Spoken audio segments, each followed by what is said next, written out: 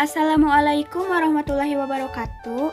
Abdi Suminar sareng Silpa Dwiyanti perwakilan kelompok bade nepangkeun materi basa Sunda anu disusunku Alia Ajahra Iriana Putri, Dia Siska Damayanti, Karunia Silpa Dwiyanti Suminar di kelas 12 MIPA 2. Bahasan tradisi Sunda.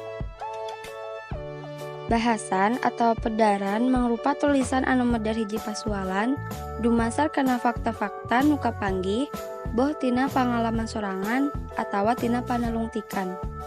Tradisi nyaeta kebiasaan adat tali paranti anu turun-temurun ti karuhun anu masih dilaksanakeun dina paumbuhan masyarakat. Bangun tulisan bahasa nyaeta aya 4. Argumentasi esina ngajentrekeun jeung nerangkeun bener henteuna hiji perkara dumasar kana alesan anu kuat nepikeun ka bisa percaya jeung ngahudang pamaca pikeun milampah hiji pagawean. Nu kadua, deskripsi tulisan anu ngagambarkeun objek, tempat atawa kajadian sacara jentrek kanu maca nepi pamaca siga nu ngarasakeun kajadian digambarkeun dina wacana. Nu katilu, narasi tulisan anu nyaritakeun lumangsungna hiji kajadian ti mangsa ka mangsa kalawan ngaruntuy tur ruhut. Nu kaopat, eksposisi nyaeta wacan anu eusina ngajentrekeun tur medar hiji objek, prosesna, tujuanana jeung gunana. Carita wayang. Carita wayang nyaeta carita anu sok dilalakonkeun dina pagelaran wayang anu dipaenkeun ku dalang. Carita wayang oge kaasup kana karya sastra wangun prosa. Milik kana sajarahna, carita wayang teh asalna ti India anu nyoko kana babon atau sumber kitab Mahabharata jeung Ramayana. Asup ka Indonesia marengan jeung asupna agama Hindu. Anu jadi sumber carita wayang nyaeta carita Mahabharata jeung carita Ramayana.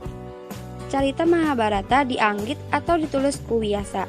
Dina carita Mahabharata nu nyeke kaadilan teh Pandawa, sedengkeun anu murka nyaeta Kurawa. Carita Ramayana dianggit ku Walmiki. Dina carita Ramayana nu nyeke kaadilana Batara Rama, sedengkeun anu murkana Prabu Rahwana atau Dasa Muka Ngawayang. Hartina magelarkeun atawa ngalalakonkeun carita wayang sarta dipirik atau diiringi ku gamelan. Dina pagelaran wayang aya sawatara istilah. Nyaeta kakawen asalna tina kecap kakawian, nyaeta lagu dina basa Kawi nu sok dihaluangkeun ku dalang. Murwa nyaeta dalang ngamimitian ngawayang. Nyandra nyaeta nataan wayang nu keur dipaenkeun. Garap nyaeta cara ngigel atawa merangkeun wayang. Antawacana nyaeta caritaan dalang. Suluk nyaeta ngagambarkeun hiji hal ku cara dihaluangkeun atau dinyanyikeun ku dalang. Naon pangna carita wayang populer? Kusabab carita wayang ngandung rupa-rupa atikan jeung hikmah nu bisa dipake tentang kahirupan. Soalnya nyampak kearifan kawijaksanaan, paripolah hade goreng, serta rupa-rupa pasipatan keur tuladeun. Resensi film. Asal kecap resensi nyaeta tina bahasa Belanda nu artina resentie. Bahasa Latina nyaeta recensio, recensere, jeung revindere. Nu hartina nepikeun nyaritakeun deui. Jadi resensi teh nyaeta ngajen atawa meunteun kana hiji karya seperti buku, film, atawa pintonan drama jeung musik, konser.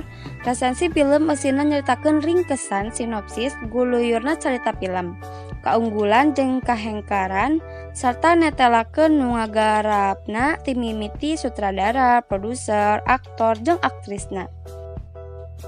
Struktur resensi aya 4 nyaeta identitas karya.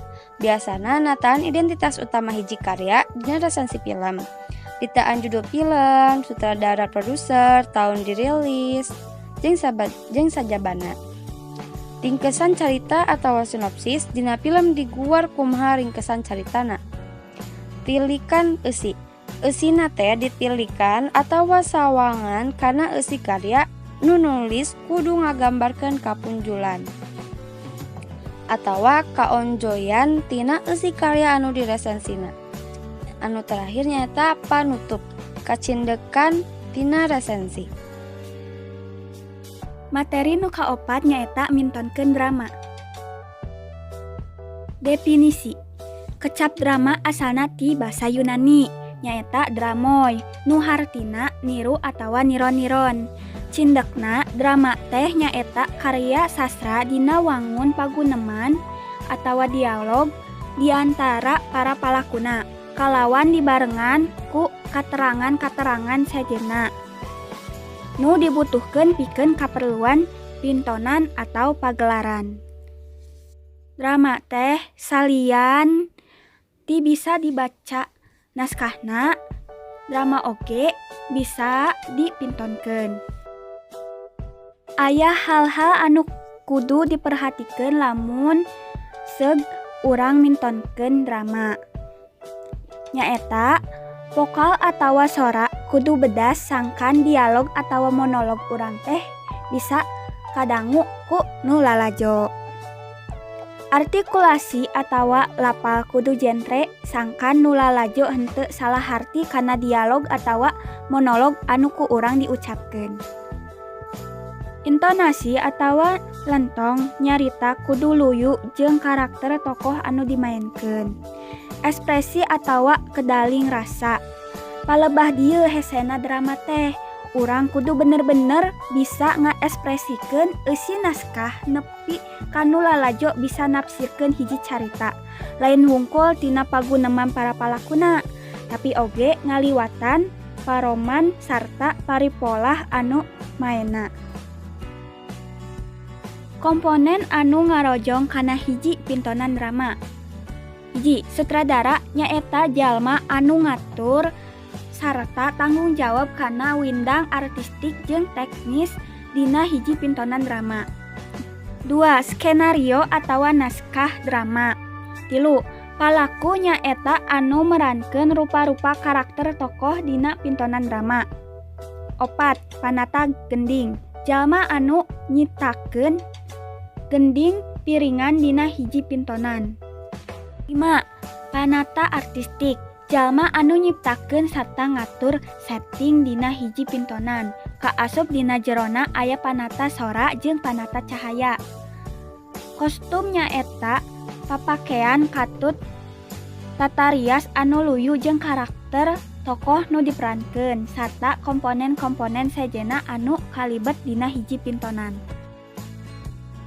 Materi nu kalima nyaeta nulis artikel. Definisi. Artikel teh hartian karya tulis lengkap dina media massa saperti surat kabar, majalah, tabloid, jeung sajabana.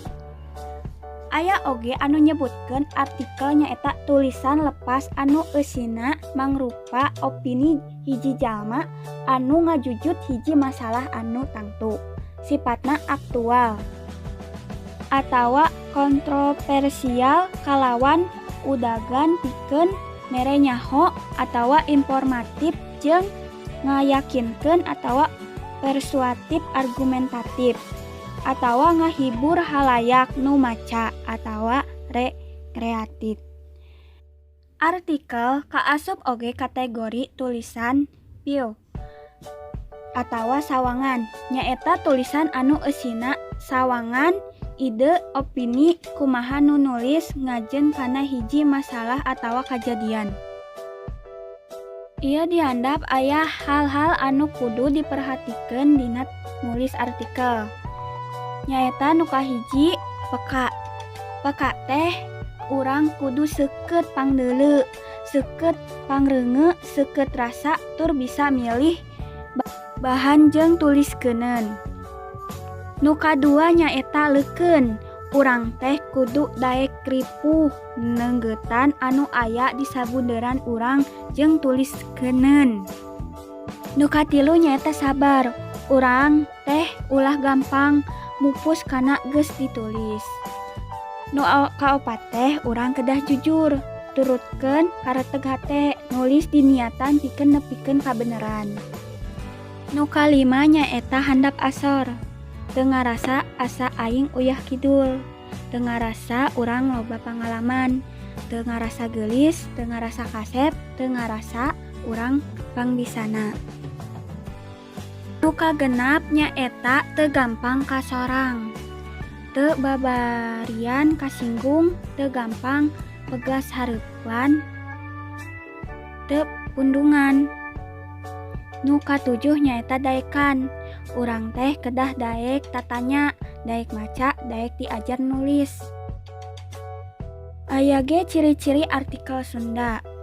Artikel nu ditulis pikeun kalawarta atawa majalah mibada 7 ciri nyaeta hiji. Aya ngaran anu nulisna. 2. Miboga gagasan nu aktual jeung atawa kontroversial. Nu katilu, gagasan nu diangkat dina tulisan kudu patali jeung kapentingan jalma rea. Nu kaopat, ditulis kalayan referensial ku visi nu intelektual. Nu kalima, dipindangkeun dina basa nu hirup, populer jeung komunikatif. Nu kagenep, singget jeung tuntas. Nu katujuhna nyaeta orisinal. Teri nu kagenap nyaeta carita pantun. Definisi carita pantun. Carita pantun atawa lalakon pantun nyaeta carita rekaan anu dilalakonkeun ku juru pantun dina pagelaran, ruatan, atawa ritual anu disebut mantun. Mantun biasana dipiring ku kacapi sarta dihaleuangkeun. Carita pantun biasana dipagelarkeun sapeuting jemput nepi ka tutug di mimitian ti bada isa. Ukuran carita pantun umumna paranjang. Dumasar kana mediana, carita pantun gelar di lisan sarta ngandung hal-hal anu mere kesan pamohalan. Carita pantun teh kaasup sastra lisan. Turun-tumurunna jeung sumemberna tata lepa ku cara lisan. Upama nilih kana eusina, carita pantun teh umumna ngabogaan pola nu sarua, nyaeta ngalalakonkeun raja pajajaran anu keur ngalegaan nagara anyar atawa neangan pijodoeun. Ari pola jalan carita pantun umumna teh kieu. Satria ngalalana, upamana bae lantaran neangan putri diprameswarieun. Sapanjang ngalalana loba kajadian anu karandapan saperti peperangan jeung musuh.